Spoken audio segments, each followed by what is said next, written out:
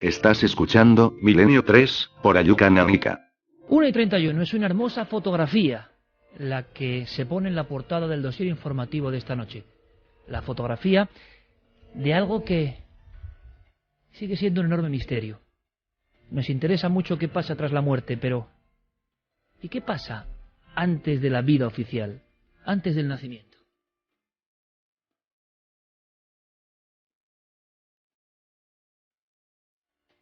La fotografía puede ser la de un niño. Nos asomamos a la ventana a través de la ecografía, de la tecnología, y los científicos empiezan a ver cosas que antes parecían imposibles, parecían increíbles. Un niño, una niña, de apenas 5 meses de vida en el interior del útero, y que reacciona ante las palabras, ante los sonidos, ante el lenguaje de su propia madre.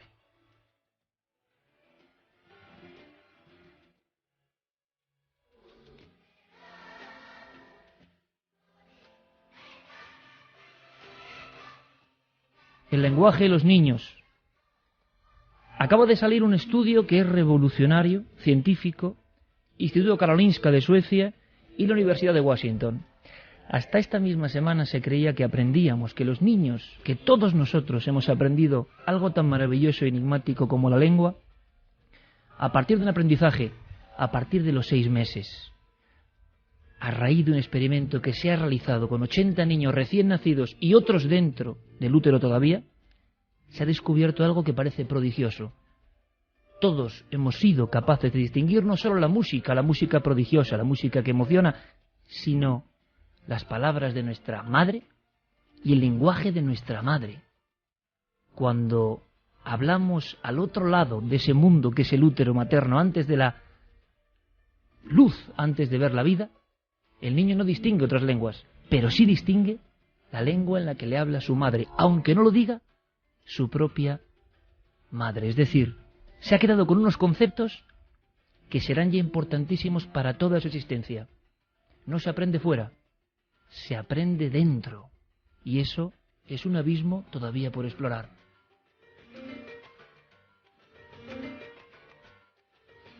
La doctora Patricia Kuhl, después de examinar a 80 niños y comprobar que antes del nacimiento y a los 2 días del nacimiento eran perfectamente capaces de sintonizar con su madre, de tener movimientos, reacciones, sonrisas, solo con ese lenguaje, se daba cuenta de que había una programación desconocida, que ahí dentro, en el vientre de la vida, ha ocurrido algo prodigioso que casi nadie nos cuenta. Ha habido una transmisión de conocimientos que no se aprenden luego, que están ahí, que posteriormente se desplegarán como una especie de papiro mágico. Ha ocurrido ahí adentro. Y ahora lo sabe la ciencia. Y decía la doctora, queremos saber a partir de ahora qué magia se pone a trabajar en la infancia temprana, antes de nacer, qué magia que desaparece en todos nosotros cuando nos convertimos en adultos.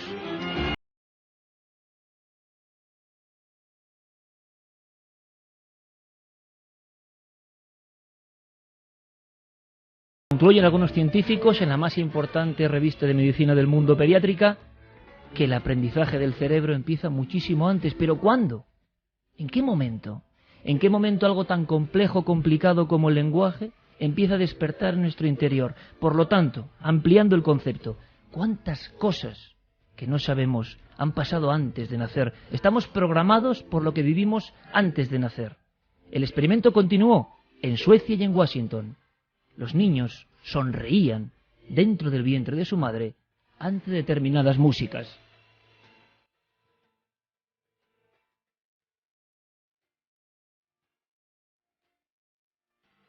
Y en Suecia, la otra doctora que hacía al mismo tiempo en paralelo este trabajo, observando a través de la ventana el inicio de todos los inicios, decía, pensábamos que los niños nacían y aprendían. Ahora sabemos que todos sabemos, incluso desde antes. Hablar de cosas innatas, queridos amigos y amigas, es un enorme misterio. ¿Innato de dónde? ¿Dónde está eso? La madre lo transmite, pero la madre cuando fue niña también le ocurrió lo mismo. ¿Quién programó ese lenguaje? Algo tan complejo, algo tan extraordinario, desde el principio del tiempo. Lo curioso ocurre aproximadamente, dicen, entre la semana 30 y 33 de gestación. Y lo dijimos aquí en Milenio 3, y parecía fantasía, y muchos expertos apenas lo podían creer. En Alemania se descubre que en la semana 33, ni una antes ni una después, el feto humano, no el feto, el niño y la niña empiezan a soñar.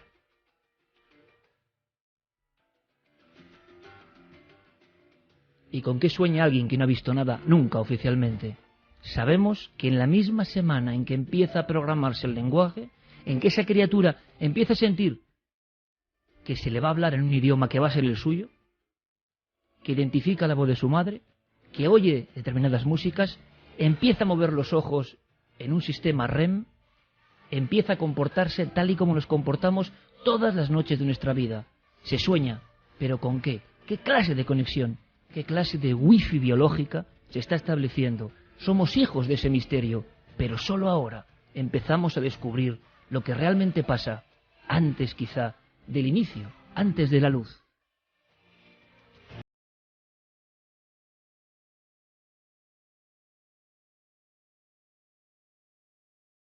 Y 37, esta canción maravillosa en homenaje a mi querido amigo, al maestro Jerry Martínez, que me la descubrió. Son niños cantando en un idioma ancestral. Están cantando en romaní, en la lengua de los gitanos.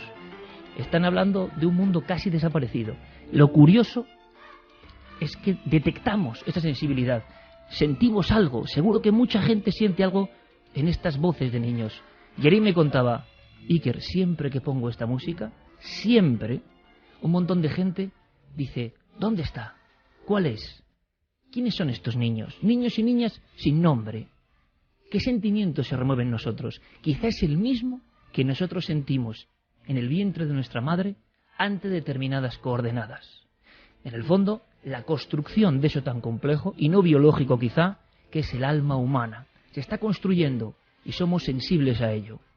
Curiosamente, todavía quedan noticias tan hermosas como esta, fotografías tan hermosas para un programa como el de hoy, que por desgracia es todo lo contrario. Hablamos de el otro signo del ser humano. Pero qué bonito. Estos niños, esta música, esta sensación de que ahora muchísima gente se estremece con algo y decimos, es que es la música. No. Quizá es algo más. Quizá es algo más que hemos aprendido antes de nacer.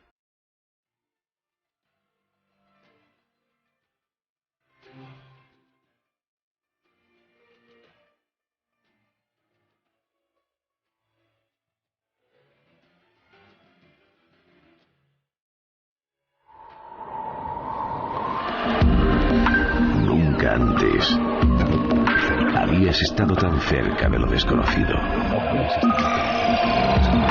Milenio 3. Cadena Ser.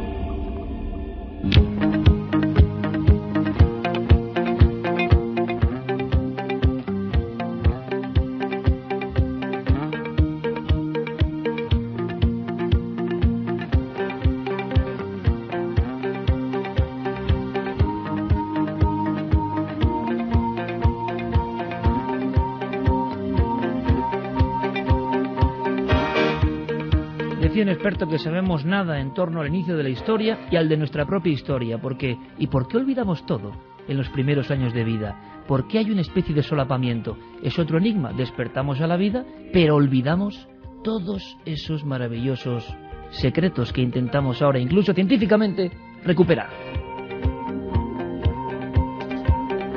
Podéis opinar, por supuesto, sobre esto y sobre cualquier otra cuestión. Creo que el estudio es maravilloso y, por desgracia, como decía, tenemos la otra cara.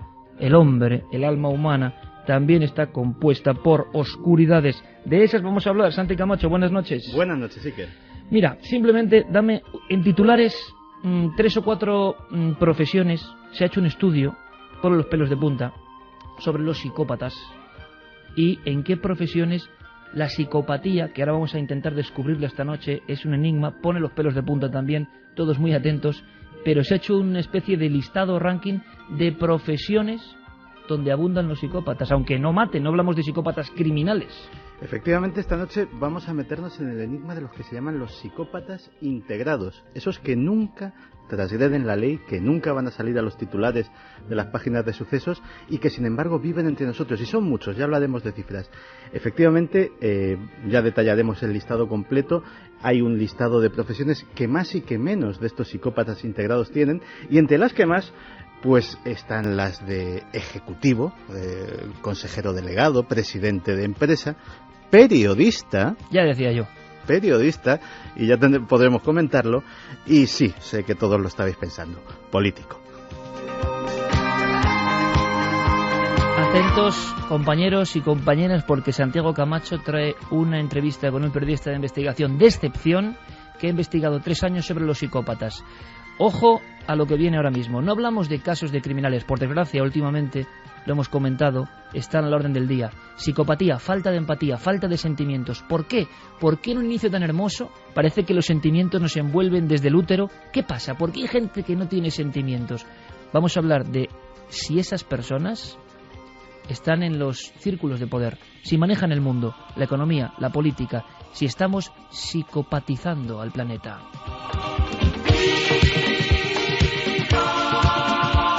También vamos a viajar, Carmen, buenas noches. Buenas madrugadas, Iker. Porque hay 2 puntos del planeta que merecen toda nuestra atención, misterios puros y duros.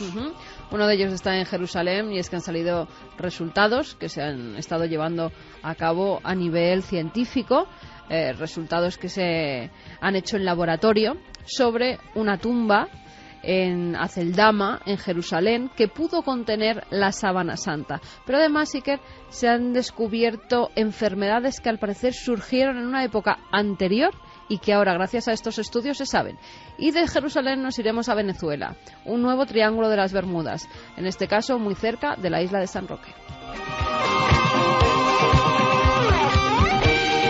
Y es verdad, menos mal que la primera postal era hermosa y estamos todos en ella, ¿no? Y es un hilo de esperanza, porque desde luego el contenido, la realidad es así, la actualidad también. Egipto, un suceso terrorífico. Javier Sierra, compañero, buenas noches. Muy buenas noches, Iker. Efectivamente, hace una semana el principal periódico egipcio, el principal rotativo cairota, Al Aram, publicaba una noticia que nos ha dejado a todos un tanto estupefactos. Sin dar nombres, hablaba de cómo la policía había llegado tarde a una barriada a las afueras de Giza, donde se encuentran las famosas pirámides y uno de los recintos arqueológicos más intensos del mundo, y llegaban tarde a detener lo que se estaba realizando allí, que era un asesinato ritual de un niño, aparentemente movido por un brujo local que había incitado al secuestro y a la matanza de esa criatura para poder acceder a una vieja tumba egipcia, para poder aplacar a los espíritus que protegían el lugar. Llegaron tarde, pero la investigación está abierta. Estaba Nacho Ares en el Cairo cuando ocurría todo esto y tenemos información sorprendente, de verdad. El mundo de los mitos, los ritos, los demonios y la magia negra alrededor de las tumbas faraónicas. Por si faltaban pocos elementos, y por desgracia también ocurre con sangre y en una barriada, y pone también la carne de gallina, iremos a México y viajamos por todo el mundo. Javier Cruz Campos, compañero, buenas noches. Buenas noches, Iker. ¿Ha pasado algo? ¿Culpan a unos perros? Cuéntame una escena, por favor, y luego desenvolvemos el misterio. Pues la escena es terrible. En un cerro mágico de México se han producido en menos de un mes hasta 5 muertes, 5 cuerpos hallados con muertes en extrañas circunstancias. Parecen muertes agresivas. Las fuentes oficiales aseguran que puede tratarse de una jauría de perros, pero los vecinos que viven en esa zona concreta creen que se trata de algo mucho más oscuro, y ellos hablan de una escena que se ha repetido desde hace unos días hasta esta parte, casualmente desde que se están produciendo esas apariciones de personas. Son un grupo de personas muy altas, rubias, vestidas con unos trajes naranjas, con unas túnicas naranjas, que cada noche, o que noches como la de hoy, enfilan un sendero que se abre al inicio de esa zona, cerca del cementerio de la localidad, y suben hasta ese lugar, hasta esas cuevas y unos vestigios antiquísimos de una pirámide en la zona, donde se han encontrado esos 5 cuerpos. 5 cuerpos en extrañas circunstancias, como digo, que algunos relacionan ya con un rito ancestral de adoración al sol.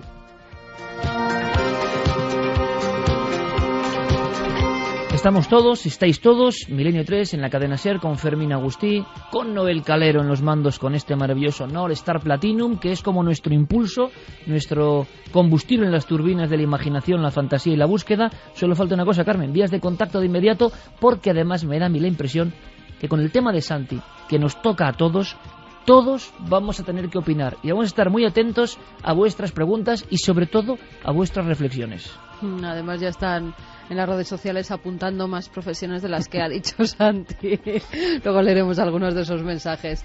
Ya sabéis que como siempre estamos charlando, estáis emitiendo vuestras opiniones, vuestras preguntas a través de las redes sociales, en Twitter, en Facebook y en Google+. Tenéis que poner Nave del Misterio y ahí se encuentran todos los amigos milenarios, y también a través del correo electrónico milenio3con número @cadenaser.com. Guillermo León tiene todo preparado en ikerjiménez.com, con Carlos Cala, con todo este equipo ya dispuesto para entrar en el mundo de los psicópatas, pero una versión diferente, una versión quizá mucho más terrorífica.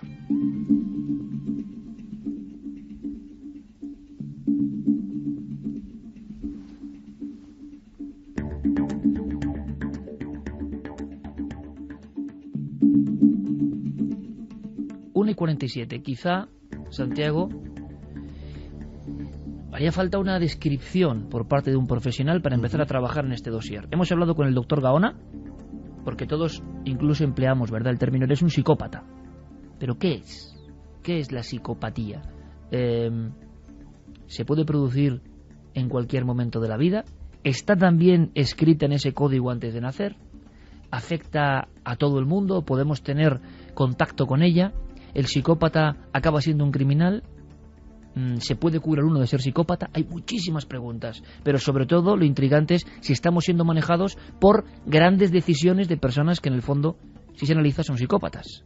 Vamos, si te parece, Santiago, con la primera referencia. Doctor Gaona, un psiquiatra de absoluto prestigio y más de 3 décadas trabajando, entre otras cosas, con la psicopatía. ¿Qué es? Un psicópata es una persona con una escasa resonancia afectiva, es una persona que le resulta difícil ponerse en el lugar del otro a la hora de, por ejemplo, percibir un nivel de sufrimiento determinado, es decir, que carece de algo tan esencial en nuestra sociedad, entre aquellas personas que vivimos de una manera armónica, que es la empatía. Lo que sucede es que muchas personas se interpretan o igualan que la palabra psicópata, para empezar, es una enfermedad y no lo es. Es un trastorno antisocial de la personalidad. En definitiva, es una manera de ser.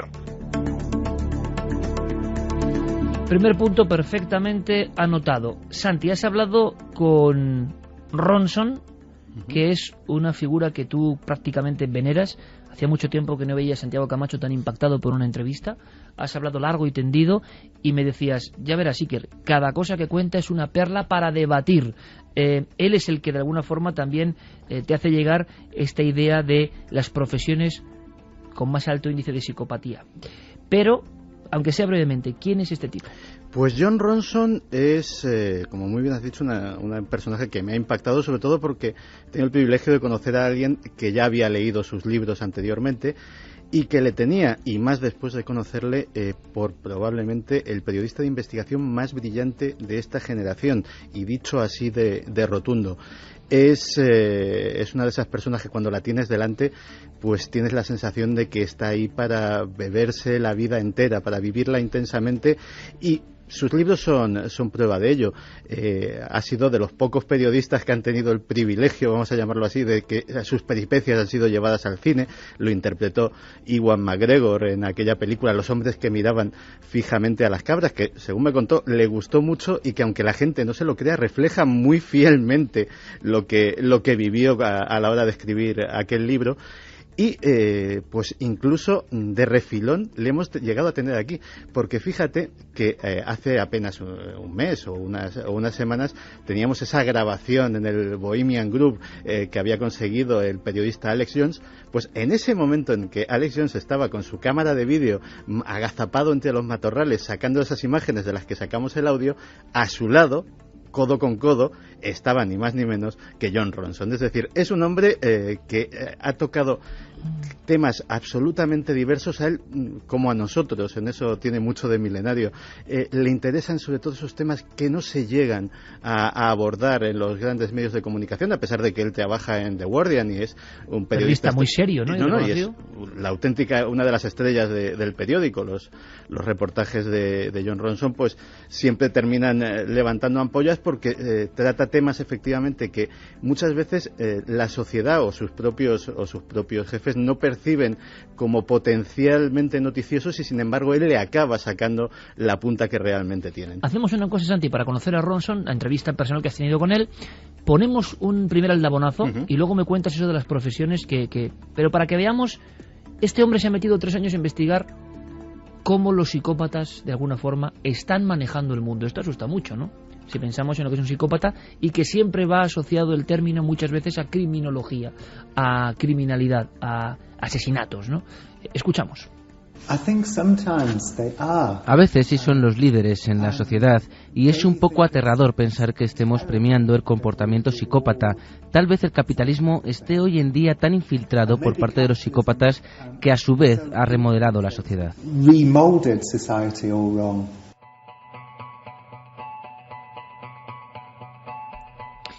Habla directamente de una sociedad que tiende hacia la psicopatía.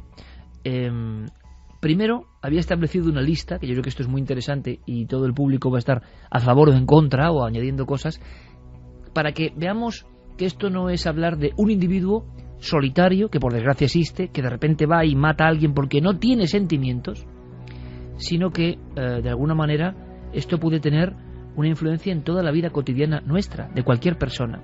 Porque el psicópata, Santi, para redondear antes de saber algo de esa clasificación, es alguien que no siente lo que le pasa al otro, ¿no? Pero eso es permanente. Lo que se ha sabido es que toda la vida uno es un insensible, entre comillas, no tiene alma. No solo no siente lo que le pasa al otro, no solamente no tiene esa empatía de la que nos hablaba el doctor Gaona, no siente a secas. Es decir, cuando vemos, y vamos a volver si quiero un momento a los psicópatas criminales, a lo mejor a los que están más familiarizados nuestro público, cuando un psicópata criminal mata a una víctima, no la odia porque es incapaz de odiarla, es incapaz de amar, es incapaz de odiar, es incapaz hasta de enfurecerse. Él sencillamente esa ausencia absoluta de sentimientos, esa absoluta línea plana en su vida, que además les hace tremendamente propensos al aburrimiento. Los psicópatas, posiblemente la tortura mental a la que se ven sometidos con mayor frecuencia es precisamente eso, ese aburrimiento atroz, pues lo intentan llenar con estímulos. Y entonces, para llenar esos estímulos, no tienen ningún tipo de traba moral, ni remordimiento, ni empatía, ningún obstáculo se les pone por delante. Y entonces ya esos estímulos sí que dependen de los gustos y apetencias de cada uno. Efectivamente, hay un reducido, afortunadamente, sector que esa estimulación la encuentra matando, la encuentra ejerciendo daño físico contra seres humanos, pero hay otros que no, hay otros que directamente se vuelven depredadores sexuales y no solamente estoy hablando de violadores o de delincuentes sexuales, sino de seductores profesionales que van saltando literalmente de cama en cama simplemente para satisfacer, para llenar con estímulos ese vacío mental.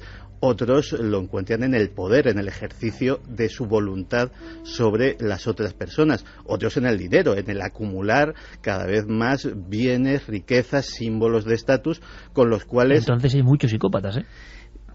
Fíjate que no es tanto una cuestión de comportamiento, porque hay gente que puede hacer esas mismas cosas y que sin embargo puede sentirse torturada o puede hacerlo con un sentimiento X detrás, bueno o malo, sino de motivaciones. Y en este caso la motivación es simplemente llenar un hueco que no se puede llenar absolutamente con nada, porque hay algo, dicen algunos expertos, que en su lóbulo frontal, que les impide tener eso que el resto consideramos que es lo que nos hace humanos, que son los sentimientos. Claro, curiosamente empezábamos hablando de lo que nos hace humanos, de lo que nos conforma como seres que sienten a su madre hablando, sienten la música, y curiosamente tú me estás diciendo, Santiago, para que todo el mundo entienda que hay una parte de la humanidad que no tiene afectividad alguna, pero pensamos, hombre, la tendrá baja. No, que no la tiene, directamente no la tiene, y por eso son capaces de atrocidades que los demás nos espantan.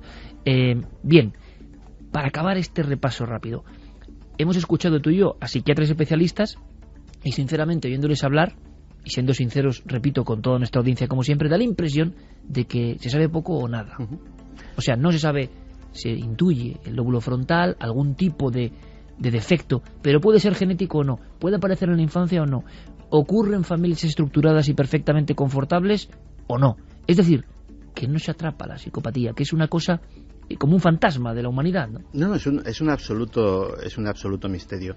El doctor Herr, que es un personaje que vamos a citar varias veces, supongo, a lo largo de esta hora, es el fundador del Departamento de Ciencias del Comportamiento del FBI, es un auténtico Van Helsing de los asesinos psicópatas. Él ideó esos perfiles criminales que todos hemos visto aplicar a los agentes especiales en las películas. Dice que el psicópata probablemente nace, pero que es que ni siquiera hay forma de saberlo. Se les puede detectar, pero no se puede detectar la causa.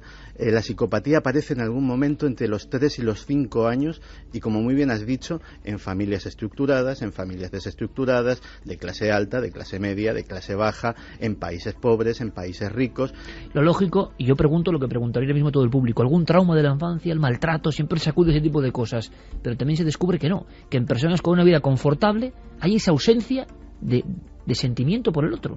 Sí, y además, de hecho, posiblemente los que, porque los tenemos más localizados, sean los psicópatas criminales, son los más estudiados.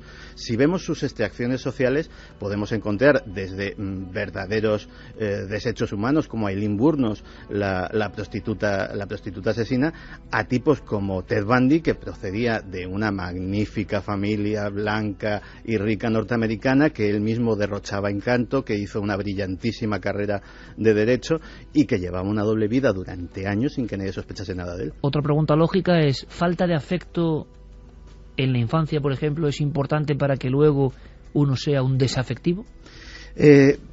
Hay un proceso de desentización que también es cierto. O sea, si a una persona se le priva de ese cariño, se le priva de determinados estímulos, es posible que se acostumbre a vivir privado de ellos. Pero lo cierto es que también se han detectado casos en familias perfectamente unidas, perfectamente amorosas, sin ningún tipo de conflicto, sin divorcios, sin absolutamente nada anómalo. ¿Qué puede influir para cambiar la vida y convertirse uno en un humano que no siente? Y eso ya luego parece que va de por vida, porque última pregunta antes de pasar, para que todos tengamos muy claro, dicen los expertos que incurable. Dicen los expertos que incurable. De hecho, hay dos tesis en el mundo de la psiquiatría. Una, la del doctor Herr, que dice que efectivamente se ha intentado todo y no hay forma.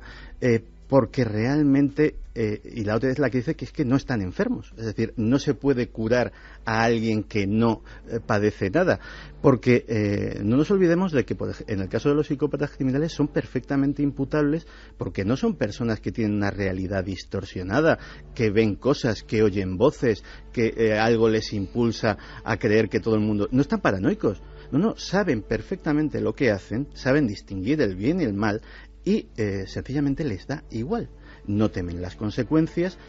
Decía a micrófono cerrado, decía John Ronson, que lógicamente cuando surge este tema, pues buena parte de la audiencia es lógico. O sea, uno cuando lee un manual de psiquiatría siempre dice, bueno, se encuentra, a mí es casi que me pasa esto.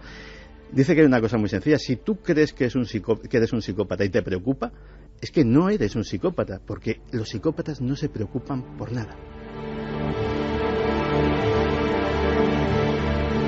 Si te parece, Santi, ya ampliamos el debate ahora mismo. Lista de profesiones que tienen un mayor índice de psicópatas según este estudio. Y estamos hablando de mucha gente, porque según la psiquiatría las cifras varían mucho, porque los estudios todavía están muy en mantillas, pero las más optimistas hablan de un 3, 4, 5% de la población, y las más pesimistas hablan de un 15%, es decir, estamos hablando de muchísima gente. Eso es que vas tú por la calle, cualquier calle, y hay de cada 100 personas, que no son muchas, hay 5 que tienen esto. que no tienen por qué, evidentemente, saltarte al No, cuello con una no, navaja, simplemente no sienten. pero que pueden ser mucho más peligrosas en otros ámbitos de tu vida, en la pareja, en el trabajo, en los negocios. Fíjate, vamos a con esa lista. La lista la elaboró el profesor Kevin Dutton, que es uno de los mayores expertos en el tema, es el catedrático de psicología en Cambridge y ha consagrado prácticamente su vida al estudio de este enigma. Y elaboró una lista con las 10 profesiones que más porcentaje de psicópatas tienen en su staff y las 10 que menos, curiosamente. Vamos con las 10 que Venga, más. y podemos opinar en cualquier momento, compañeros. Y por supuesto, milenio3con@cadenaser.com, Facebook y Twitter en Nave del Misterio. Porque creo que esto trae cola, ¿verdad, Carmen? Ya imagino que hay muchísimas opiniones al respecto. Vamos allá. Número 1. Consejero delegado, alto ejecutivo, presidente de empresa. El mundo empresarial llevado a sus más altos límites. Número 2. Primos hermanos, abogados. Los abogados tienen un altísimo índice de psicópatas. Vaya cara que pone Javier Sierra. Y no soy abogado. No, tranquilo, que ahora viene la que nos pilla de cerca. Número 3. Medios de comunicación. Presentadores, ejecutivos y hasta técnicos. Todo lo relacionado con el mundo de los medios de comunicación es un verdadero semillero para los psicópatas. Noel me mira como diciendo, lo sabíamos, tú y yo lo sabíamos, uno por el otro, ¿no? Curiosamente son profesiones en las cuales el ego tiene una importancia, ¿verdad? Es decir, la necesidad o sed de triunfo tiene una importancia. Seguimos. Otra que también es bastante evidente si lo piensas. Vendedor comercial. Hay que tener cierta falta de empatía muchas veces para colocarle a alguien, sea millones en un contrato o sea simplemente una aspiradora, algo que no necesita o algo que sabes que le tienes que colocar, le venga bien o le venga mal. Yo no sé si luego, no sé si lo haremos, si dará tiempo, este programa es mágico, pero igual contamos, Javier y yo, lo que nos ha pasado. Ya veremos. Sí, pero hay que... lo de los vendedores es especialmente preocupante porque, fíjate, estás diciendo esto, pero tienes que simular empatía. Claro.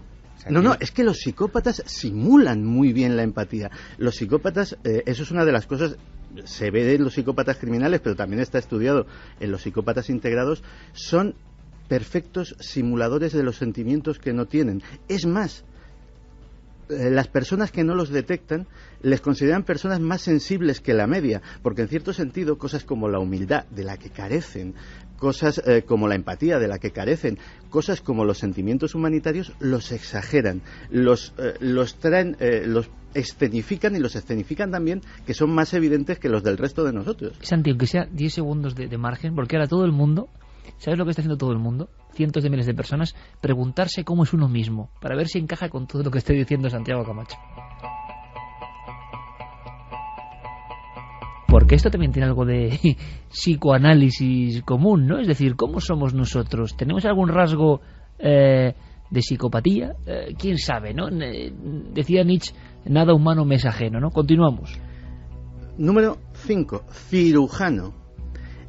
Y también Carmen asiente, y también tiene muchísima lógica. Estamos hablando de una persona que tiene que coger un escalpelo, abrir a un ser humano y operar bajo una presión tremenda en la vida de esa persona en su mano, y que realmente a lo mejor ni siquiera le sería práctico preocuparse, estresarse con la tremenda responsabilidad que tiene. A lo mejor lo práctico es que tenga la mentalidad de un relojero, de estoy arreglando una máquina, estoy siendo un mecánico de un ente biológico, pero realmente no me hago consciente de la que tengo encima a nivel de responsabilidad. Pero qué difícil es separar la profesionalidad, en un caso como el de cirujano, totalmente, de la psicopatía.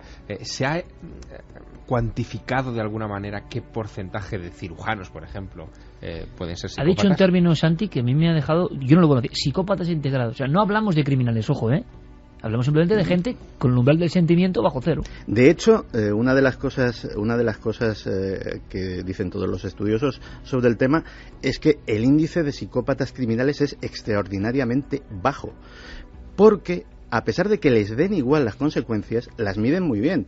Y si realmente pueden satisfacer sus apetitos, satisfacer sus huecos sin ponerse en el riesgo de ser penalizados legalmente por ello, es preferible, pero no lo hacen desde un punto de vista moral, lo hacen desde el frío cálculo. Es decir, ¿para qué voy a hacer algo que me pueden meter en la cárcel o me pueden llevar a la silla eléctrica si puedo pasármelo exactamente igual de bien haciendo cosas legales? Le preguntaba Javier por ese porcentaje, ¿no? Por ejemplo, en profesiones concretas, ¿también hablamos de ese umbral del 4 o 5 hasta el 15?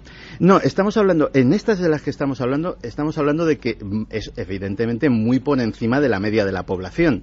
Es decir, si estamos hablando de un porcentaje de un 5, estaríamos hablando posiblemente de un 20, de un 30. Es decir... Sigue.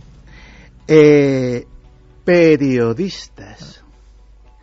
Y también tiene cierta lógica.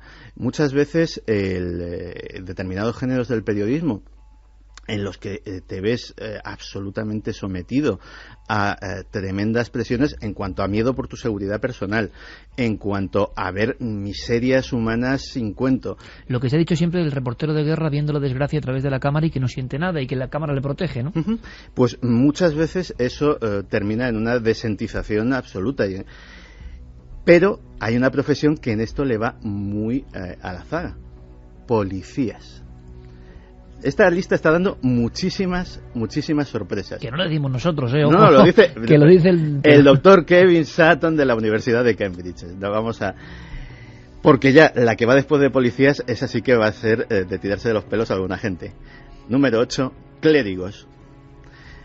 No encuentro la explicación, pero los estudios del doctor Sutton han llevado a esta conclusión. Y así lo contamos, como está puesto. Aquí lo apuntaban, en las vías de contacto lo apuntaban. Dice, ¿y los clérigos? Porque ¿no veis que no tienen nunca empatía con nadie? Hombre, es una opinión muy personal. Pero claro, es lo que estamos hablando. Lo que es cuentan. Personal el mensaje y personal la lista del doctor Sutton. ¿La terminamos? Ya la escuchamos. La terminamos con uno muy evidente y otro que no lo podríamos imaginar ni en un millón de años. El evidentemente es servidor público desde el punto de cargo público, políticos, gobernantes, secretarios de Estado, etcétera. Burócratas en general. Sí. Y la novena, me he ido a la 10 por no decirle, y la novena es chef, cocinero. No me preguntes por qué, pero según este estudio de este señor de la Universidad de Cambridge, los chefs también tienen entre sus filas un altísimo índice de psicópatas. ¿Nuestro público qué dice, Carmen? De todo. Es Álvaro... Esto es como un autoanálisis global. Álvaro dicen las malas lenguas que para estar en el poder hay que prescindir de los sentimientos. Terrible. Coco Fernández, entonces no es que les falten sentimientos, es que los que tienen simplemente son todos negativos y horribles. A eso le llamo yo simplemente maldad. Antonio Carrión Pazo, el problema de fondo de todo esto, en mi opinión, es si nacemos con predisposición para actuar como un psicópata o nos lo van introduciendo en la vida por las costumbres, valores, un sistema capitalista que corrompe a las personas. Que es lo que decía un poco Ronson, eso sí, ¿no? Sería grave. Ronson lo que dice, aunque sea brevemente, Santi, es que como en altos mandos o en personas que modifican la sociedad existe esa conducta, de alguna forma se está psicopatizando al resto porque los objetivos, formas de lograrlo, pisar a cualquiera sin resentimiento, empieza a ser una forma de divulgar la psicopatía, ¿no? Bueno, que vivimos en una sociedad donde los psicópatas se tienen que sentir muy a gusto, es evidente. Es decir, aquí se premia al frío, al calculador.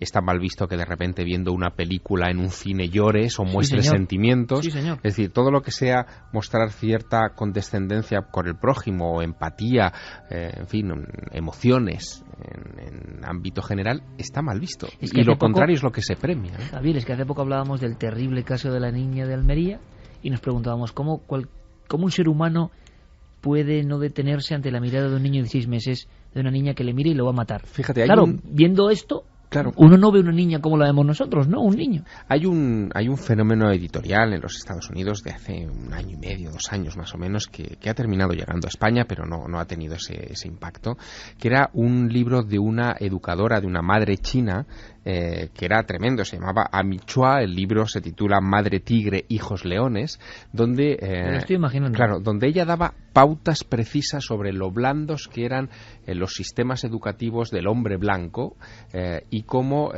un sistema educativo como el que ella proponía, que era el de ir convirtiendo a sus hijos en pequeñas criaturas despiadadas. Soldados para la vida, ¿no? Sí, efectivamente, en endurecerles el corazón y convertirles en guerreros de cara al futuro era lo que les iba a garantizar su éxito en la vida. Es decir, el éxito al que estaba programándoles esta madre, educadora y autora de un bestseller que en Estados Unidos tuvo mucho impacto, era el de conviértete en un despiadado, no te detengas ni un segundo en apiadarte de lo que tienes a tu alrededor y vea por el triunfo. Y eso se considera el éxito. Tampoco extraña nada que algunas series que venden en todo el mundo sean, por ejemplo, de los crímenes nórdicos, ¿no? Con todo tipo de violaciones, aberraciones, y que se convierta en lo chic, que todo el mundo lo lea, diciendo qué divertido. Digo, no sé, porque parece obra, como decían, de un auténtico psicópata, ¿no? Pero había una cuestión. Claro, nos queda también la lista de los 10 que menos, y esa también nos puede decir cosas significativas. Vamos del tirón, las 10. Las 10. Cuidador de niños o ancianos. Las que menos, Las que menos. Enfermera. Terapeuta, sea psicólogo o psiquiatra. Artesano, cualquier tipo de artesanía. Estilista, maquillador o peluquero. Cualquier persona que se dedica al voluntariado, sea en una ONG o en una obra de caridad.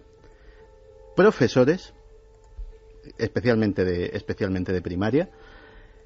Artistas creativos, músicos, escritores, pintores, escultores, porque los psicópatas no entienden el arte, porque lleva implícitos sentimientos. Eso es muy interesante. ¡Guau! ¡Qué bueno, Santi! Porque yo decía, todas las profesiones que está contando Santiago no tienen mucho que ver con el ego. Los artistas sí. Sí, pero fíjate, todas les une una palabra común que, bueno, debería unir también a por lo menos una o dos de los más, que es vocación. Es decir, el artesano lo ves clarísimo. Es gente muy vocacional. El profesor lo ves clarísimo. Sí, señor. Y lo otro es seguramente un intento de conseguir el éxito. Una ambición. Porque el artista que vemos genuino, el éxito le da más o menos igual. Él vive en su mundo, ¿no? Y quiere crear. Y curiosamente, otra también muy evidente y otra también muy insospechada. Médico, es decir, antes concretábamos mucho en los cirujanos. Curioso. Médico y contable. ¿Por qué los contables? Javier y yo poníamos ahora mismo una cara como estamos aprendiendo cosas, pero que encajan. Esto es curiosísimo. Y aunque sea ráfaga del público, rápidamente, Carmen. José Ruz dice, profesiones como psicópatas, no hay que ser muy listo, matarife, dentista, guardias civiles de tráfico y taxistas. Esos son comentarios con mucho arte. Opiniones de la gente. Claro, hay que dejarlo claro, pero yo ya sabía que iba a haber mucho arte hoy. Darvos dice, creo que en la lista de profesiones le falta la de inspector de Hacienda. Hay cada uno. Cam, lo dicho, lo contado por el doctor Gaona encaja perfectamente en la profesión de abogado. Antonio Márquez, los psicópatas traen el mal en la sangre, nada de enfermedades mentales, ¿o no? Darbour nos dice que tiene que pasar en la mente humana para que alguien llegue a ese estado de psicopatía. ¿Es maldad o es carencia? Crujeiras, hay que destacar que la psicopatía no implica necesariamente cometer hechos delictivos, pero sí indica un alto grado de peligrosidad criminal. La personalidad del psicópata es muy compleja, como lo son sus causas y por consiguiente su tratamiento. Saludos a los navegantes de la nave del misterio. Esther García dice, más de uno va a irse a dormir descubriendo que es psicópata. Bueno, ese es un mensaje curioso, ¿no? Estamos aprendiendo hasta de nuestro propio secreto y misterio desde el principio, evidentemente. Pero hay un elemento que es fundamental esta noche y que va a dar mucho que hablar. Este tema da para varios programas, Santi, desde luego. Estamos aprendiendo de una cosa que está en la humanidad perfectamente, como ha descrito la Javier Sierra. El absoluto convencimiento desde pequeños que hay que vivir no para ser felices, sino para tener no sé qué demonios de éxito. Y eso conduce hacia una espiral sin salida en muchas ocasiones. Mucha gente sigue la doctrina que le diga quien escribe no sé qué libro, no sé qué doctor, y siguen la doctrina, y esto es peligroso. Pero claro, si hay algo que inquieta ahora mismo a nuestra audiencia, a todo el mundo, es la crisis, el manejo del poder, la política, y evidentemente, Santi, tuviste que preguntarle por crisis actual y claro, decisiones de psicópatas, ¿no? Claro, porque lógicamente con lo que me había contado, la pregunta era obvia. Si los psicópatas han conseguido ascender gracias a su talento o gracias a sus especiales capacidades para no tener remordimientos a esas cotas de poder, ellos están creando el mundo en el que vivimos y como parte de ese mundo nos han traído hasta esta crisis.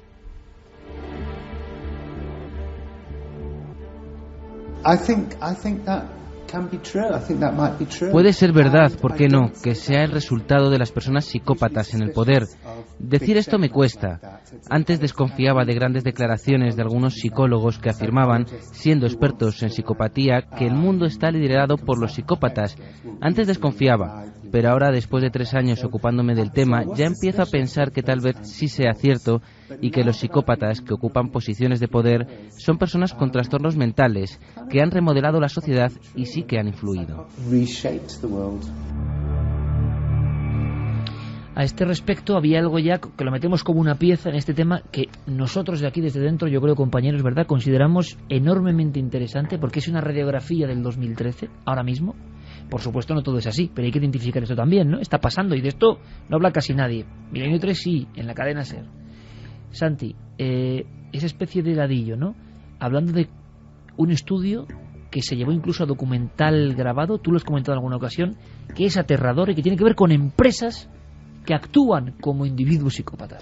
Sí, además, La Corporación, que así se titulaba este documental, es un documental canadiense del año 2003, con lo cual es anterior incluso a la crisis económica, y que partía de una idea que a mí me parece genial como planteamiento, que era si una corporación, si una empresa multinacional, si una gran compañía que muchas veces tienen presupuestos mayores que los de muchos países, se les llama, y así es en nuestro ordenamiento jurídico, personas jurídicas, y muchas veces tienen derechos y pocas obligaciones similares a los de las personas físicas, ¿por qué no tratarlos como personas y hacerles ese mismo perfil criminal, ese mismo perfil psicológico que diseñó el Dr. Herr? Pues bien, a él mismo recurrieron y le dijeron: aquí tiene usted una serie de empresas de las mayores del mundo, tiene toda la información que quiera sobre el tema, páseles el perfil. Y estas fueron las conclusiones a las que llegó en varios puntos. Punto 1. Detectó cruel indiferencia por los sentimientos de los demás.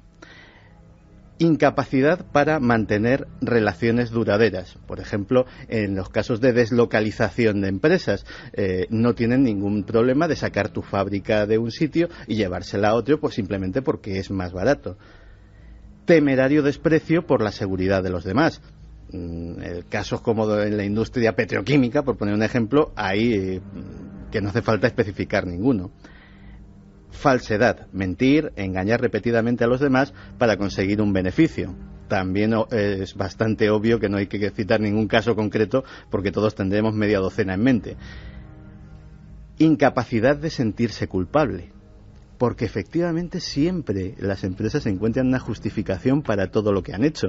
Desde Lehman Brothers hasta Enron, pilladas en tremendos fraudes, sus propios ejecutivos decían que no, que aquello era muy normal y que básicamente hacían lo que hacía todo el mundo.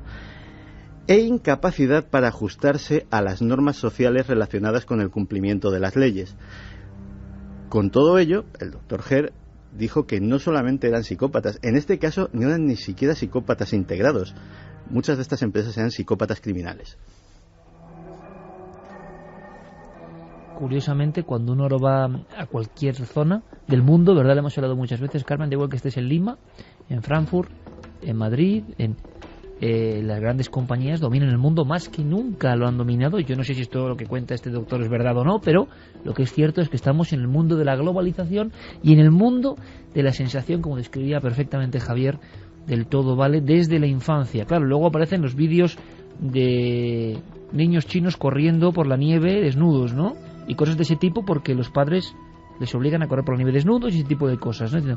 Para hacerlos más duros ante la vida. Está muy bien lo del guerrero, pero imagino que eso era en su época, ¿no? Me imagino, no sé, pero ahora es como un... No tiene más que ver que también las imágenes recorrieron el mundo, el entrenamiento de los niños chinos, de los atletas chinos desde pequeñitos, de edades de 4 o 5 años, que aquí sería directamente, esos entrenadores serían metidos en la cárcel, o sea, por directo maltrato. Y luego vídeos de atropellos muy célebres de niñas en China y que nadie hace nada.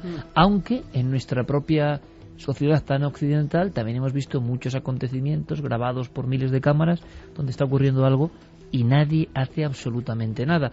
Quizá por temor, ¿no? Que entonces no sería psicopatía, sino una sensación de un sentimiento muy humano. Continuamos en esta interesantísima entrevista, Santi, sobre las tinieblas de la mente colectiva. ¿Le preguntabas a Ronson sobre psicópatas productivos? Sí, porque, claro, estamos hablando de mucha gente. Estamos hablando, pues, a lo mejor de un 10% de la población. Que ¿habría psicópatas buenos? Es decir, gente que, a pesar de no tener sentimientos, pues pudieran ser personas productivas para la sociedad, personas beneficiosas. Fíjate que tenía hasta en mente a un personaje que cumple este perfil de lo que sería un psicópata bueno, el famoso señor Spock de Star Trek, que efectivamente el personaje se caracterizaba porque no entendía los sentimientos humanos, era fría lógica. ¿Podría existir un personaje así? Eso se lo pregunté a John Ross. Yo personalmente quisiera ser psicópata, quisiera no tener a veces ataques de ansiedad, de preocupación, de pánico, tensión, porque son sensaciones difíciles, complicadas de experimentar, desagradables. La ansiedad, además, es dolorosa, mientras que el psicópata no sufre, está encantado, no tiene esas sensaciones dolorosas de sufrimiento. El psicópata está contento con una sensación guay, no tiene preocupaciones. A veces quisiera ser un poco psicópata para no experimentar la ansiedad. Sin embargo, Robert Hare, que es mi gurú, me dijo que si no se vive la ansiedad, si no se vive la culpa y no hay remordimientos, solo crece en el espacio que no está ocupado ni la ansiedad, ni la culpa, ni los remordimientos, cosas malas, que en principio son manipulación, maldad, cosas retorcidas. Yo sí he encontrado alguna vez a personas que creen que se puede aprender algo de los psicópatas. Por ejemplo, hay un académico de la Universidad de Cambridge que afirma que podemos aprender de los psicópatas. Por ejemplo, un neurocirujano, si está operando un cerebro, si es una persona fría que no sufre bajo la presión, que no tiene ningún tipo de sentimiento, pues a lo mejor es beneficioso para él. Pero en principio, según Robert Hare, mi conclusión también es que no podemos aprender nada de los psicópatas, solo cosas malas. Y creo que los aspectos que antes mencionaba, que me han hecho sufrir, como la ansiedad, la rigidez, el sufrimiento, la agonía, son los que me impiden ser un transgresor, ser una mala persona, ser un hijo de puta, y por muy difícil que sea tener sentimientos dolorosos, creo que es lo que nos contiene.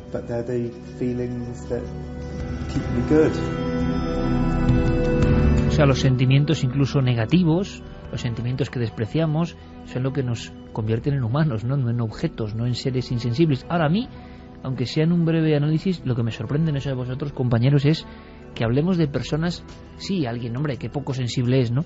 Pero personas sin sentimientos, es que yo no me acabo de creer que haya una ingeniería humana con cerebro, corazón, pulmones y que no tenga sentimientos. La cuestión es hasta qué punto esta sociedad que hemos creado y en la que vivimos deshumanización absoluta, ¿no? Está creando psicópatas. Es decir, alguien que no es psicópata, que no tiene ese defecto de serie, y sin embargo adquiere esa personalidad pues porque a fuerza de ver escenas de violencia, bien sea en películas o en series de dibujos animados cuando es un niño, bien sea en los informativos todos los días. Mira que lo hemos comentado en alguna ocasión, claro, que eso no puede ser bueno. Claro, terminas también entrando en esa línea, ¿no? Todos vemos escenas de violencia así, ¿por qué no acabamos todos siendo psicópatas? Pero nunca como ahora, desde tan temprana edad. Claro, nunca. Pero Iker, al ver esas escenas, los niños, habrá muchos niños de la misma generación que unos sean psicópatas y otros no, y han visto las mismas escenas de violencia todos. Sí, la cuestión y han visto la muerte de otros niños en la televisión y han visto un montón de cosas.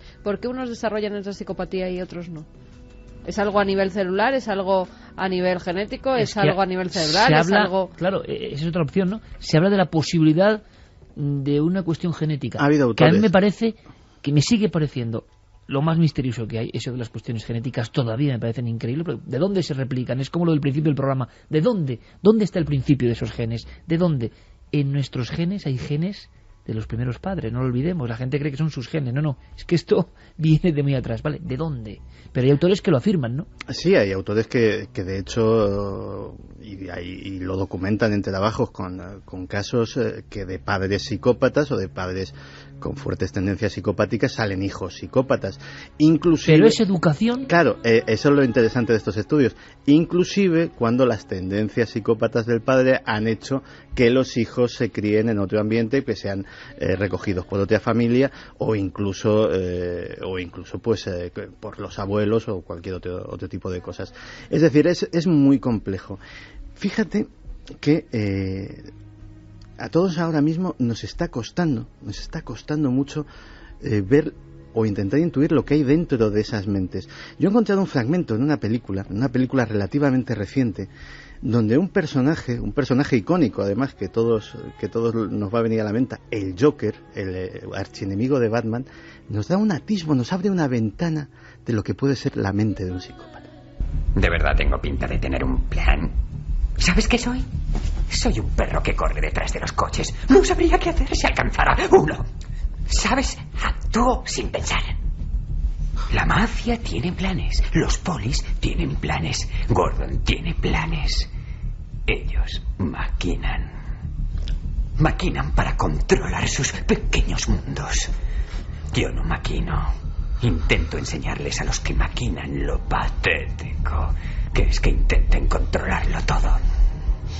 Así que, cuando digo, ven aquí, que no tenía nada personal ni contra ti ni contra tu novia, tienes que saber que digo la verdad. Se describe perfectamente una escena que ahora comprendemos perfectamente, que tantas veces ocurre y dices, ¿cómo es posible, no? ¿Cómo es posible que alguien humano haga esto? Bueno, pues claro, dentro de esta mentalidad sí puede ocurrir. Le preguntaste a Ronson sobre psicópatas criminales y no criminales, ¿no? Sí, le pregunté, porque claro, ya que tenemos esa dicotomía, tenemos esos psicópatas acaparadores de titulares que a veces tienen hasta fans, cosa que siempre me ha parecido un poco extraña, y esos psicópatas anónimos, esos psicópatas invisibles, ¿cuáles podrían resultar más peligrosos para la sociedad? Es difícil, pero creo que los psicópatas empresariales son más peligrosos que los psicópatas que asesinan. Piensa en el número de víctimas que ocasiona un empresario psicópata, el número de puestos de trabajo que destruye, las personas que se pueden suicidar porque están en situaciones extremas, las personas que nunca han tenido una oportunidad porque el sistema les ha echado fuera. En términos puros, cuantificables, el número de víctimas de los empresarios psicópatas es mucho mayor que el de los psicópatas asesinos. Declaraciones tremendas, ¿no? Pero que este hombre, después de su investigación de 3 años, cree que son absolutas verdades. ¿Y qué opina el público? Porque yo creo que esto nos toca un poco a todos, ¿no? Pues sí, Juan Diego Lozano dice dónde quedamos los científicos y o escépticos, somos psicópatas por ir fastidiando muchas de las ilusiones que tiene la gente. ¡Ey, qué bueno eso, eh! Científico, hombre, científico, hay un abanico amplísimo de científicos, también son ¿no? Los cirujanos, ¿no? Claro. Y los médicos, y unos entran dentro de los psicópatas y otros no. Y escéptico, no sé a qué se refiere con la palabra escéptico, pero de verdad que sí, es el frío calculador pegado a lo racional. No está mal, no está nada mal. Janet Ruiz dice, todos llevamos dentro un psicópata en potencia. Siempre le he dicho a mis hijos que dentro de nosotros hay una lucha del bien y el mal y depende de ti a quién dejes salir. Miguel Ángel Moreno, también los no psicópatas matan. ¿Dónde está el mayor porcentaje de asesinos? ¿Entre los normales, entre comillas, o los psicópatas? Claro, es que la gente mata por ira, mata por celos, mata por sentimientos, mata muchísimo. Eso, hasta ahí estamos de acuerdo. Incluso mata por locura, es decir, lo hablábamos en la redacción antes, Iker, pues esta gente que coge un día una escopeta y se va al campus de su universidad y se lleva por delante a todo. Yo le preguntaba a Santiago, oye, ¿son casos de este tipo? Y parece que no. Y no, los asesinos en masa muy rara vez, prácticamente nunca, son psicópatas, primero porque el asesino en masa sabe que va a caer. Es decir, el psicópata no tiene ninguna gana de morir. Es un ser apegado a sí mismo porque es lo único que tiene. Entonces es un egoísmo, el único sentimiento que puede haber es egoísmo y autosatisfacción. Porque es lo único que hay en el mundo. El resto somos cosas. somos objetos, no hay nada que les una a ellos, hasta sus animales, que suelen ser bastante cariñosos con ellos, ojo, es una cosa bastante curiosa, son cosas, pero son cosas de su propiedad y por eso las cuidan con mucho esmero, porque cuidan sus propiedades y cuidan su entorno, porque en el fondo están pegados a ese mundo, están pegados al mundo de lo material, de la propiedad, de esto es mío, y a fin de cuentas es como aquel que dice, qué pobre que solo tenía dinero. Pues en el caso de los psicópatas sucede exactamente eso. Bueno, y luego está el caso contrario, que yo creo que sería la antítesis de esa lista. Yo la leí hace unos días, que es el número de profesiones que tienen el mayor número de suicidios en su interior. Y yo creo que sería todo lo contrario, ¿no? Personas que efectivamente sufren y padecen y sienten esa ansiedad, esa culpa, ese remordimiento del que hablaba John Rawlson, y es curioso, pero si trazas un paralelismo entre esas profesiones con mayor número de suicidios y las que tienen menor número de psicópatas, hay cierto paralelismo. Por ejemplo, los médicos decían que era una de las mayores profesiones con suicidios en su interior. Y lo que no cuadra, por ejemplo, es lo de policías. Parece ser, en España por lo menos, se hacía un llamamiento hace unos días de que en la policía municipal se había dado un caso, o sea, un número extremo de suicidios por esas presiones a las que se estaban enfrentando, ¿no?, estos agentes en la actualidad, de desahucios y de todo tipo de cosas que vemos actualmente en las noticias. Sandra Mancha dice: los psicópatas parecen alimentarse del miedo y malestar que provocan en la gente que tiene la capacidad de sentir. Miguel Ángel dice: psicópata es doble desgraciado, insensible para lograr su ambición y luego por no poder disfrutar de su éxito. David Rey: en los 10 años de Milenio 3 este es el programa que más miedo da. Estoy en la cama pensando que soy un asesino. Rosa María... No, sí, si está pensando eso es que no lo es. Y sobre todo si siente miedo. O sea, claro. El miedo es un sentimiento. Es que ya sé que es muy complicado hacer esa abstracción. El psicópata vive en un nirvana de tranquilidad y aburrimiento. O sea, ese es su estado normal. Y cuando le sacan del nirvana de tranquilidad y pasa al aburrimiento es cuando necesita estímulos para volver al de normalidad. Creo, Santiago, que pocas veces se ha hablado, y te lo agradezco, con esta claridad, y tú no eres psiquiatra, pero lo estás contando mejor que muchos especialistas que no salen de sus cajas de conocimiento. Con esta normalidad se está hablando de un sentimiento que nos parece, a mí por lo menos, verdad, es que lo veo imposible. No debo seré otras cosas, loco seguro, psicópata no creo, porque lo veo tan increíble que alguien no tenga sentimientos, no le mueva la energía del sentimiento, sea cual sea, pero lo estás contando de tal manera que yo creo que pocas veces se ha contado esto de esta forma y mucha gente está haciéndose preguntas. Claro, eso es lo que el cine muchas veces nos ha traído a psicópatas casi convertidos en una especie de superhéroes. El caso más conocido, Aníbal Lecter. Ejercen cierta fascinación porque hay características que nos gustaría poder imitar. La sangre fría, la inteligencia, no tanto como capacidad intelectual, sino como una infinita capacidad de cálculo que tienen. Eso es lo que les ayuda a triunfar tanto en el crimen como en el resto de las profesiones a las que se pueden dedicar, porque no pierden la calma absolutamente por nada, no se estresan. Lo que decía Javier, eso se premia hoy en día. Y asumen riesgos... Poco emotivo y cerebral. Sí, y son capaces de asumir riesgos impensables para el resto de nosotros por las consecuencias no solamente morales o físicas, sino a veces por las consecuencias para el propio ego, el sufrir una humillación. A ellos les da igual cómo les veas. Ellos no hacen nunca el ridículo, nunca se van a sentir ridículos, nunca se van a sentir humillados, porque para sentirse humillado te tiene que importar lo que tú pienses de mí, y como no me importa, la humillación es una cosa que está fuera de mi espectro. Ana Romero dice: cirujanos y cocineros psicópatas. Entiendo que para abrir en canal un cuerpo humano tengas que ser frío, pero para hacer salsas... Es curioso porque hay algunos reportajes y documentos de personas que se encargan de preparar los cadáveres, en fin, de todo tipo de cosas que nos parecen imposibles, y uno dice, ¿es porque se ha hecho ya profesional? ¿Se ha hecho escudo y no le da miedo la muerte? ¿O es porque hay algo de falta de empatía y uno puede trabajar... no sé, embalsamando los cadáveres, con todo el respeto, pero que nos impresiona, ¿no? Y ahora se abren incógnitas. Miguel Ángel dice, escuchando esta noche el programa, testiguo desde el sentido del humor, pero verás que tengo vecinos que son auténticos psicópatas, emulan muy bien empatía con los demás, pero de puertas para adentro no sienten nada por el otro y son temibles. Todo un clásico. Yo también lo atestiguo, Miguel Ángel. Yo tenía vecinos psicópatas, te lo aseguro. Silian dice, yo siempre he creído erróneamente que un psicópata ocuparía una profesión donde no se expusiera mucho a la sociedad.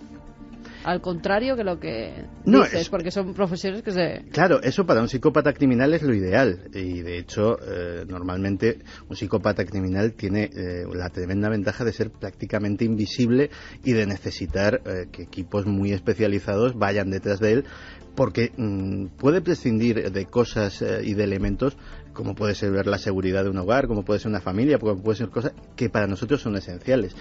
Pero es que hay gente que no se dedica al crimen y hay gente que precisamente alimentar su ego, como puede ser una persona que quiere triunfar en una determinada área social, mismamente en los medios de comunicación, pues sí, que estamos marcados ahí, estamos marcados clarísimamente. Es decir, que nadie se... Medalla de bronce de los nadie psicópatas. se sienta ofendido por figurar en esta lista, que nosotros vamos por partida doble, por medios de comunicación y por periodistas. Sí, sí. O sea que... Bueno, pero luego están los escritores, ¿no? Que no sí, eran, entonces eso nos apacigua. O artistas, oye, que tú eres una artesana también. Muchas gracias. Carmen hace sus collares, o sea que arqueológicos, o sea que ahí la mitad de la pareja nos salvamos, por lo menos. Alberto Bubu dice, yo he sido comercial algún tiempo de venta directa y es de traca. Para un psicópata en algunos sectores de este mundo es perfecto. Claro, también a nivel de abogados dices, hombre, o es un gran profesional o hay que tener el cuajo para defender a este tío, por ejemplo, que mató a la niña de Almería. Claro. Es que uno dice, no hay humano que sea capaz, por muy profesional que sea, de defender a un tipo que ha matado a una niña de 16 meses. Bueno, pues lo hay. O al que ha matado a sus hijos. O el que sea. El que sea, si es que esto... Daniel dice, yo creo que la psicopatía también puede crearse o desarrollarse, sobre todo en casos de acoso, que terminan vengándose. Si no le torturaran, igual no cometería actos criminales, aunque a estas personas una sola mirada los traumatiza. ¿A ti te parece que este tema está generando como un impacto especial, verdad? Sí. Fermín Agustí, por favor, buenas noches. Buenas noches, Iker.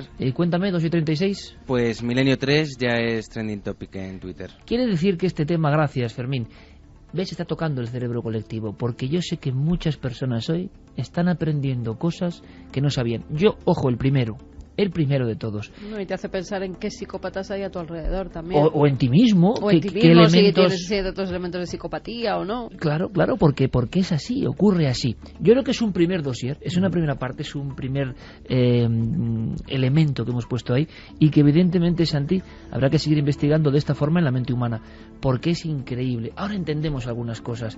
Ahora, es verdad, yo me he quedado también con lo que decía Javier, las tendencias. Y hablaremos. Tú sabes que te planteo un programa, ¿no? Y lo haremos. Estoy en ello. Santi creo que va a hacer un programa que va a ser la traca viva, que es los tejedores de tendencias. ¿Y qué hay detrás? Tendencias sociales, de ingeniería social. Pero claro, Javier lo ha dicho perfectamente, en mi opinión.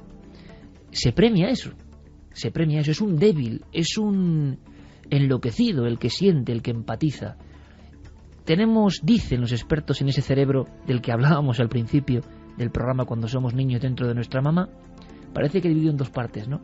Dicen, cuentan, yo no lo sé, me parece muy sencillo, pero yo no lo sé. Una parte emotiva, una parte artística, una parte que se despierta, ¿verdad, Javier?, con el resplandor, por ejemplo, del arte. Qué curioso, ¿eh? Los psicópatas son incompatibles, agua y aceite con el arte, quizá porque el arte de verdad es la última esperanza de la belleza y del sentido de la vida, ¿no? Pero lo curioso es que hay otra parte que es cerebral, calculadora, metódica, inalterable. Y eso es lo que se está premiando, absolutamente.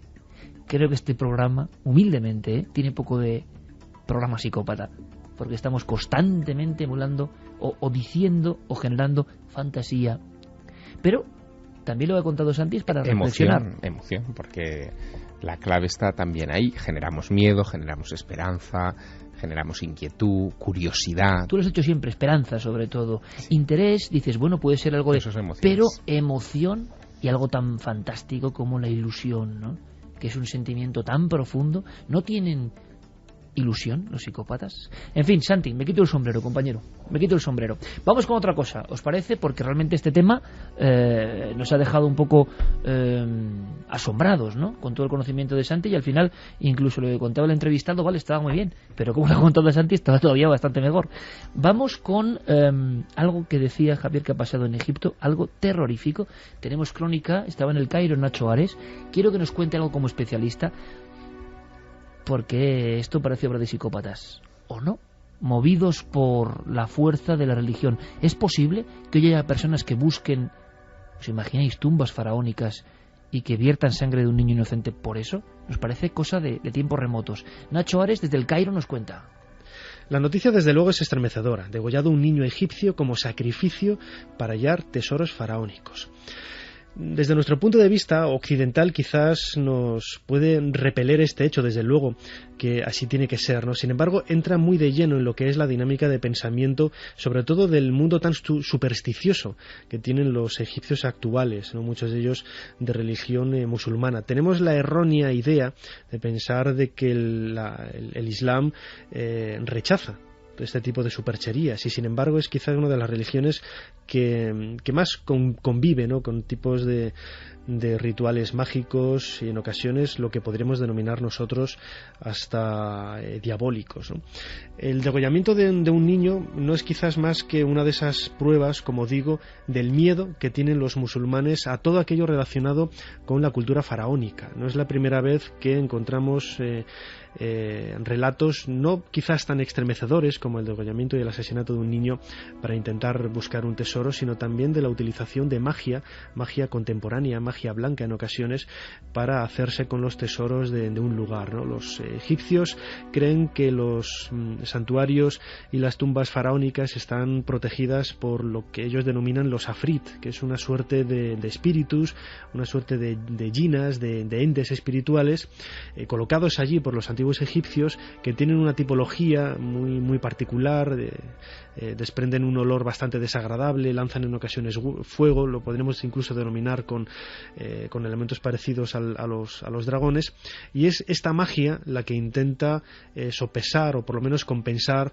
la fuerza de estos afrit, de estos espíritus malignos. No es extraño, aunque a nosotros nos resulte estremecedor el encontrar este tipo de noticias. Es un caso muy extremo, no es nada común en Egipto, pero desde luego nos habla de ese mundo de la superstición que podemos encontrar en el Egipto actual siempre que hablamos dentro del mundo del Islam y su contacto con el mundo de los faraones.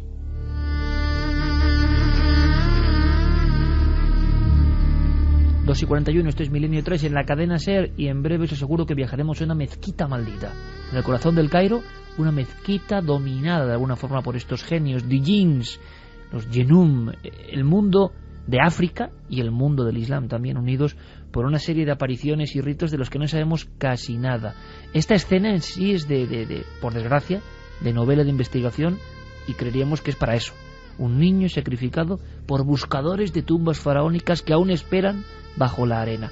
Hemos indagado un poco más, Javier, y tú conoces muy bien esas tierras. Sí, y además no solamente las tierras egipcias son fuente de esta clase de noticias. La verdad que es estremecedor hacer un rastreo sobre informaciones que vinculan sacrificios y niños, porque hoy mismo saltaba una noticia en Uganda, en África, donde los medios de comunicación ugandeses hacían eco de un informe elaborado por Moisés Binoga, que es el director de la Fuerza Nacional contra Sacrificios Humanos en Uganda. Es un organismo que se dedica a este asunto, y en donde habla de cómo denuncia cómo los asesinatos rituales de niños son cada vez más comunes en ese país africano. Llega a decir que capturan, hay mafias organizadas que capturan a niños en las calles, que les extraen el corazón y la sangre para ofrecerlos a los espíritus en pequeñas latas de aluminio que colocan debajo de los árboles, donde dicen que se escuchan las voces de los espíritus, y que esto se está convirtiendo en una especie de plaga, casi de costumbre local. Hasta el punto de que en Uganda tiene que haber una especie de departamento político ministerial para... Bien, pero la relación con la arqueología y la búsqueda de tesoros? Sí, en el caso de Egipto esto llama mucho la atención, porque Egipto es un país que tradicionalmente no está vinculado a los sacrificios humanos. En la cultura egipcia hay muy pocos rastros de esto, aunque los hay. Y lo que ha saltado en estos días parece que tiene más que ver, como decía Nacho Ares, con la brujería dentro del entorno islámico. Fíjate que es curioso porque Nacho nos hablaba de los jinas, de los espíritus. Hay mucha tradición desde el Magreb a toda la zona también del Nilo, por supuesto, de influencia islámica. Allí la palabra clave es shour, que es magia negra. Se cree mucho en el mal de ojo. Este tipo de creencias son muy comunes en la población. Aunque sea una población religiosa islámica, hay un porcentaje muy elevado de gente que le tiene respeto a este asunto y otro porcentaje no poco elevado que también lo practica. Y es curioso porque, por ejemplo, hay términos muy en el mundo árabe que definen muy bien esta situación.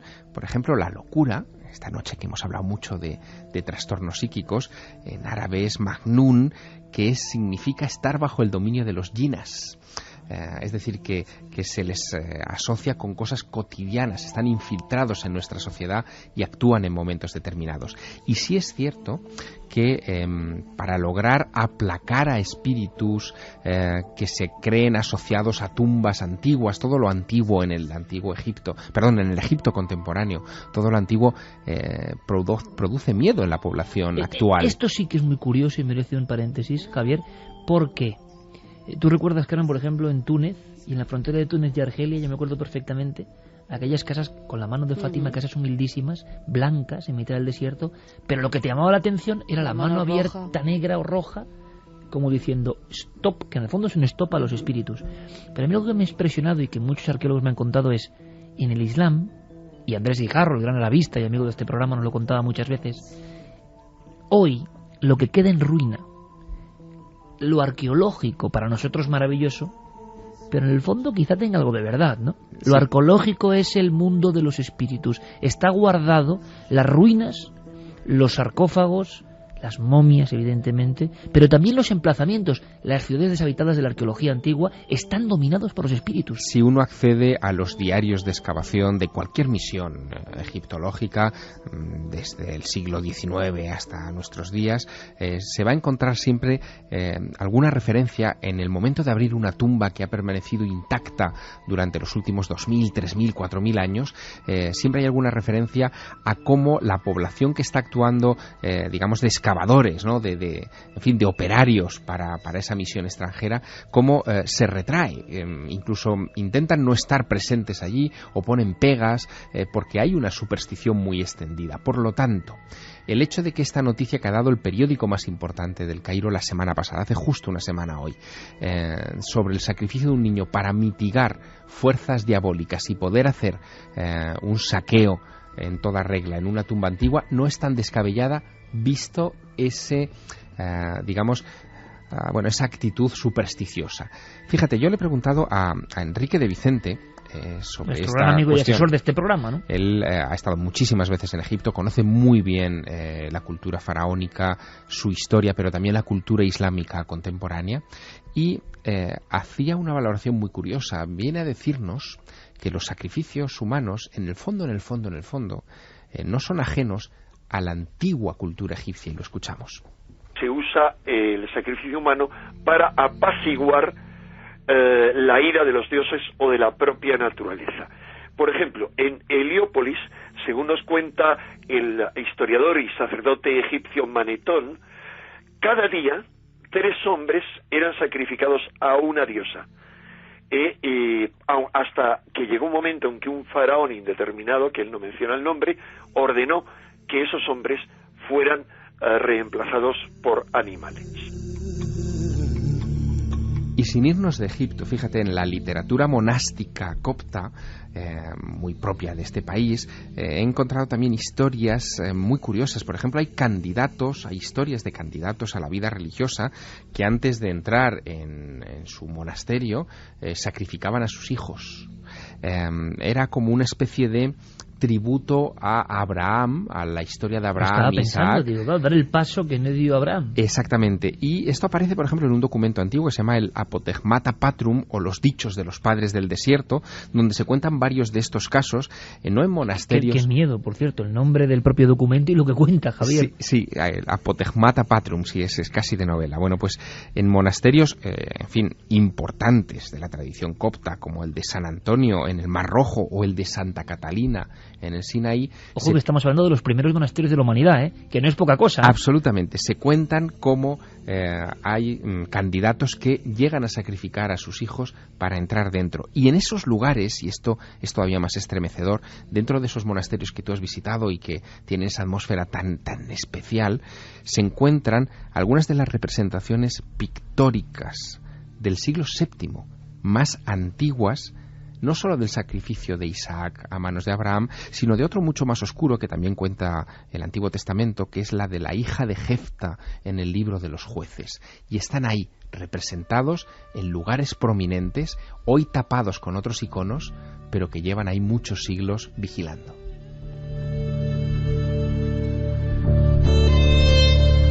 Con esta música maravillosa que nos pone Noel Calero, estábamos viendo otra diapositiva de la historia con Javier Sierra, que evidentemente es maestro para contar estas cosas. Hay una cuestión, a todos los que estamos en esta mesa nos apasiona la arqueología, ¿no?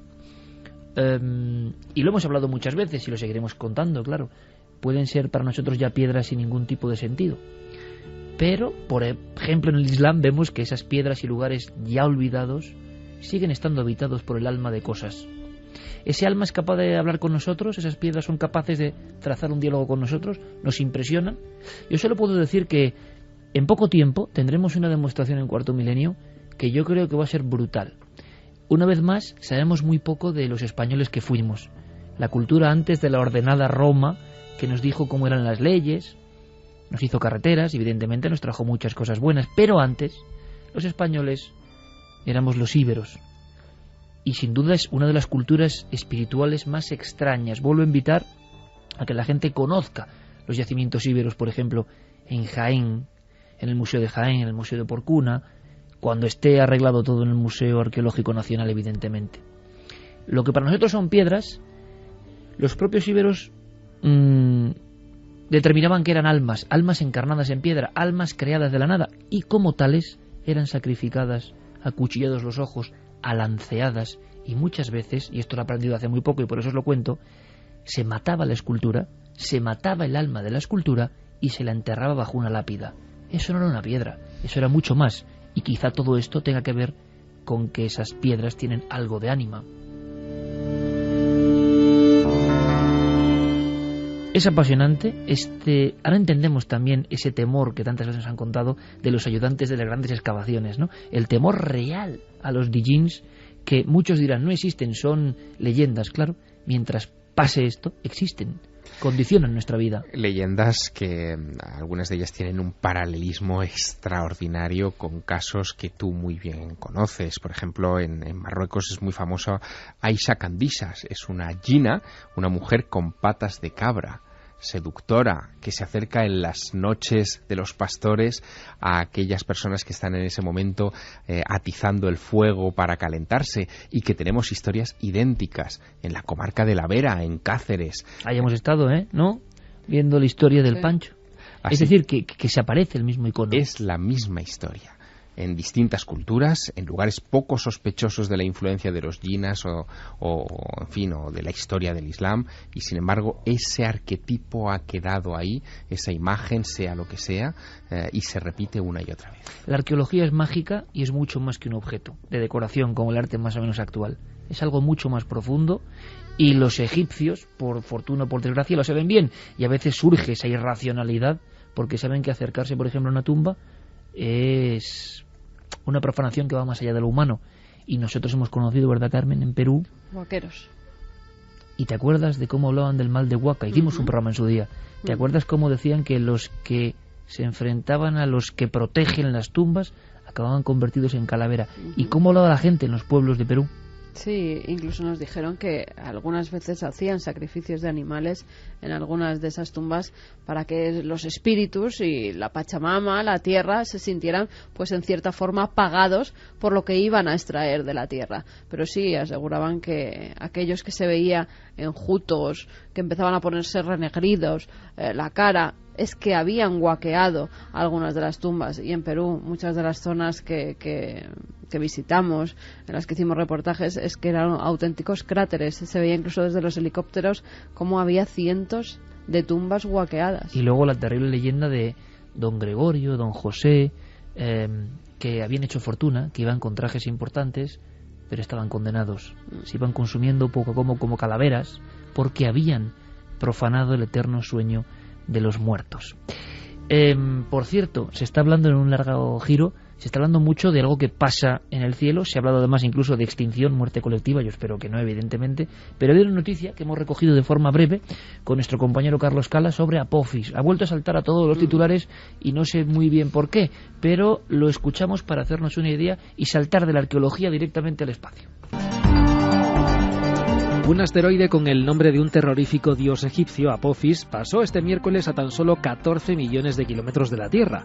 La roca, de 270 metros de diámetro, viene siendo vigilada por las agencias espaciales de todo el mundo, dado que su eventual impacto contra nuestro planeta supondría una catástrofe similar a la que acabó con los dinosaurios hace 65 millones de años.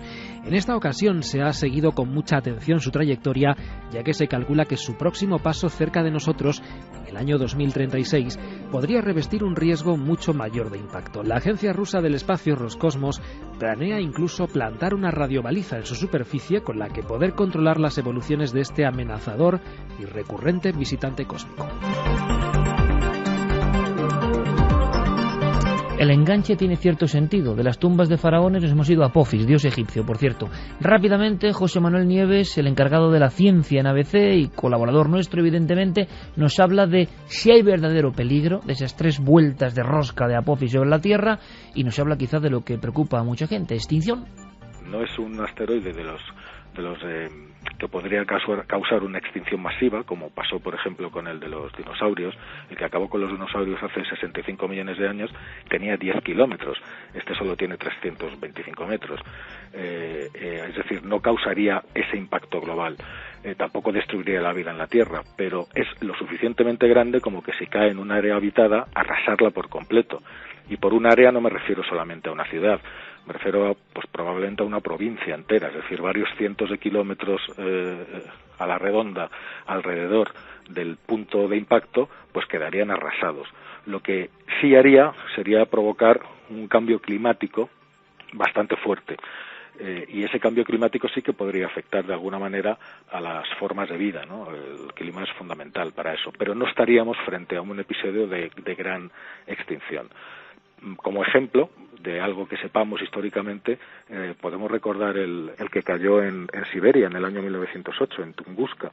Pues aquello fue una piedra que medía 50 metros, es decir, era 6 veces más pequeña que este asteroide del que estamos hablando.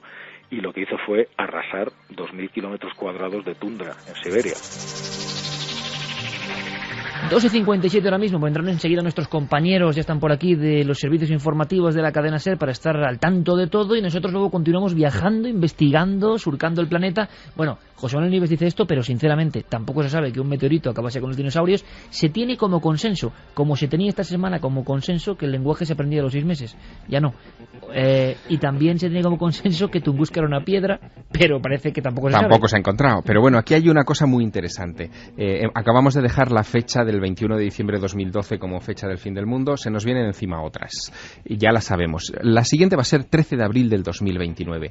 Ese día, la Apophis volverá a pasar en otra de sus órbitas cerca de la Tierra, pero en este caso mucho más cerca. Ahora ha pasado a 14 millones de kilómetros, que parece mucho, pero es poco cósmicamente. Pero es que en la siguiente vez va a pasar a 36.000 kilómetros. Zona de satélites. Exacto, por debajo de la zona geoestacionaria de los satélites. O sea, que puede formar un tringlado ahí con los satélites.